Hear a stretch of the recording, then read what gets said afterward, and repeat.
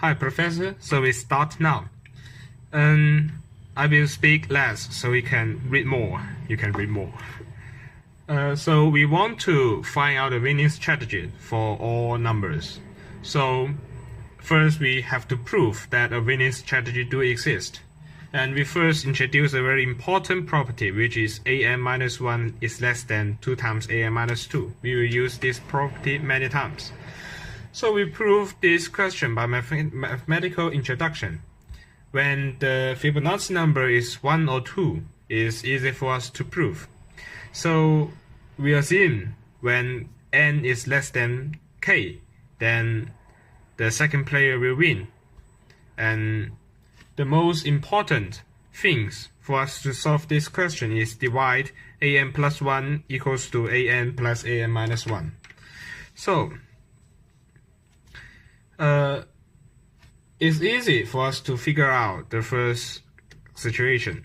So if the second situation, if the first one take less than ak minus 1, then by assumption the second player will take the last, or he can take the last thing in ak minus 1. But in this situation,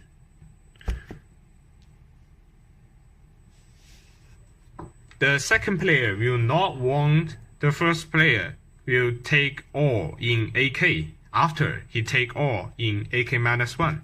So we should discuss this situation.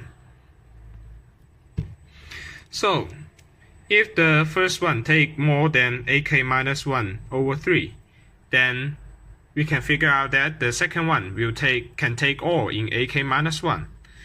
So we have to compare whether these two is bigger to decide whether the first player can take all in ak in one time. So by simplification, we find this, and because ak minus 1 is less than 2 times ak minus 2, so this is true. So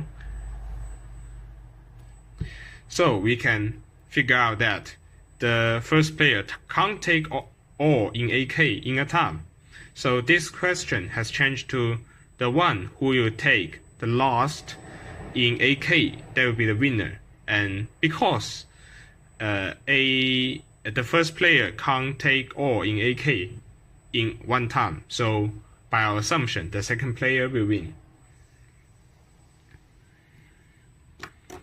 And now let's prove the situation if the number we choose is not a Fibonacci number.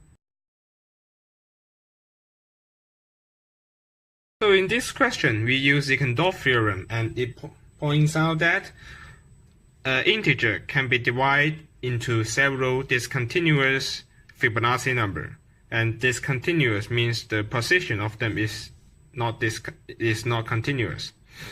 So if we choose a number that is not a Fibonacci number, we can divide it like this. And we assume that fn1 is the smallest Fibonacci number in this sequence. Then our winning strategy in this situation is that the first player take all in fn1, and then by the things we have proved, the first player will win. Here is the things I missed just now. Because fn2 is bigger than 2 times fn1. So after the first player take all in fn1, then the second player can't take all in fn2. And that's why this property holds. So we prove that a winning strategy exists. But what is the content of the winning strategy? Actually, the winning strategy I write here is a little bit complicated, but we will find that when we make it into application, it will be very simple.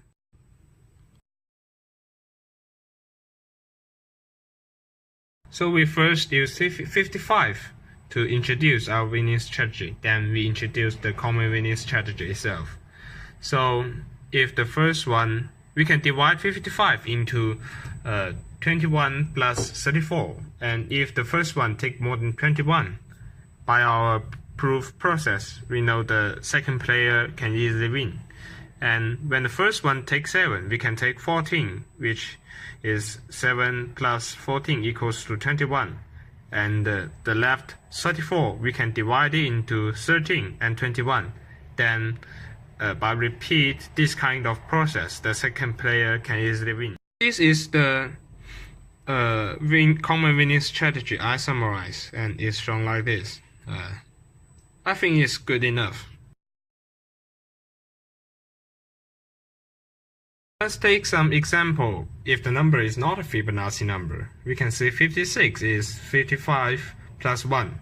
And if the first one, he take 1 first, then the first player can easily win. And if we use 72, we can show like this. We can also know that if the first one take 1, then he can easily win.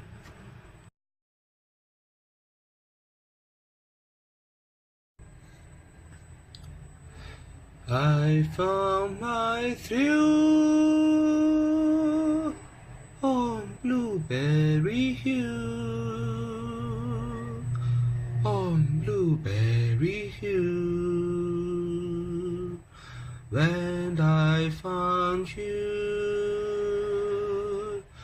the moon stays still on Blueberry Hill.